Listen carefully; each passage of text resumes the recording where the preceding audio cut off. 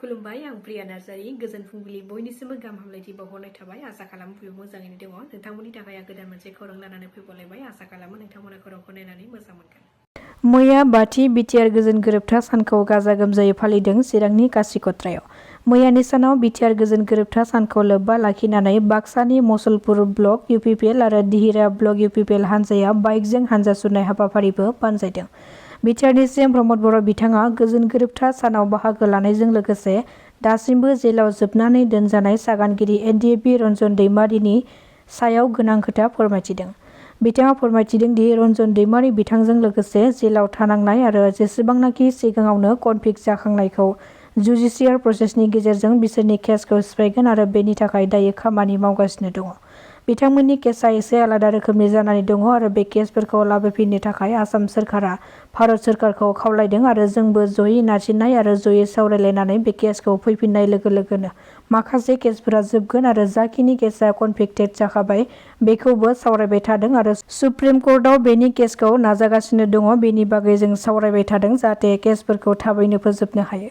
आं आसा खालामो बेफोर केसफोरखौ जों लासै लासैनो फोजोबजोबनो हागोन होननानै फोरमायथिदों बिथां प्रमद बर'आ। फिन आरोबाव गुवाहाटि नोगोराव बर' सिख्लानि गोथै देहाखौ बोखांनो हादों। जिउ खहा जानाय सिख्लानि सिनायथिखौ धेमाजि जिल्लानि सानजारि नोगोर सिमेन्ट सापरि पुलिस थानानि सिङाव थानाय 3 नं महनपुर गामिनि राजु बसुमतारिनि फिसाजो जन्मेश्वरी बसुमतारी 21 बोसोर बैसोनि होननानै सिनायथिनो हादों आरो बिनि गोथै सहखौ गान्धीबस्ति गुवाहाटि सिलापथार नतुन मिसिंगाव गामिनि मोजां मोननाय सेंग्रा इन्द्रजित पेट मुंनि सेंग्रानि खथानिफ्राय बोखांनो हादों। जोंनि माखासे बर' सिख्लाफोरा गुबुन हारिनि सेंग्राखौ मोजां मोननायनिफ्राय सांग्रां जा नङाब्ला खैफोदाव गोग्लैनो हागौ। जन्मेश्वरी बसुमतारियाबो गुबुन हारिनि सेंग्राजों मोजां मोननायनि बान्दोआव खाजानानै गावनि जिउखौ हरखाबै खोमानानै लानांदों। नखरनि सुबुंफोरा फोरमायथिनाय बादिब्ला जन्मेश्वरी बसुमतारी आरो इन्द्रजित पेट सानैबो थांनाय 22 जानुवारिनिफ्रायनो गान्धीबस्ति गुवाहाटि सेंग्रासानि रुमाव जयै दङमोन। थांनाय 26 जानुवारि खालि 12:20 रिंगासो समाव न'आव थांगोन होननानै खौरां हरदोंमोन नाथाय 3 बाजिसोआव रुमाव थैनानै थानाय खौरांखौ गुवाहाटिनिफ्राय सिख्लानि नखरनो फोरमायहरो। नखरनि सुबुंफोरा सेंग्राखौ बुथारनायनि सन्देह खालामदों जेराव नखरनि सुबुंफोरा इन्द्रजित पेटआ गोथै सहखौ पुलिस सयैनि सिगांनो फासि नांनायनिफ्राय बोख्लायनानै दोननायखौ गनायनानै लानो हायाखै।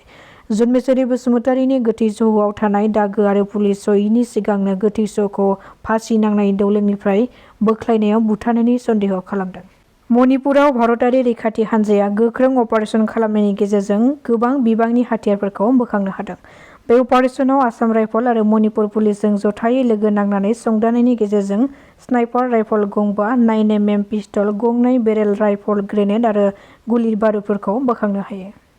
मोसानि गाग्लोबनायाव गोदोना आरो खाफालाव जोखोम जादों दीप्ति दास मुंनि सासे आइजोआ।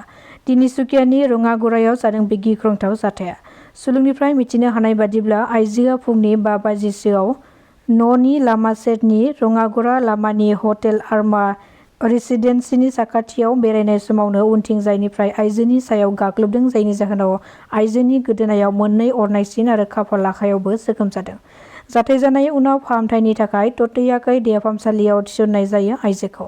नाथाय बे मोसाया ओनसोलाव माबोरै फैखो बेयो मोनसे सुबुंफोरनि गोसोआव मोनसे गिखांनाय थासारि सोमजिहोदों। अरुणाचलाव बेरायनो थांनानै आसामनि गंनै नखरनि सुबुंफ्रा गिख्रंथाव जाब्रबथायजों 4 सुबुंनि जिउ खहा जादों।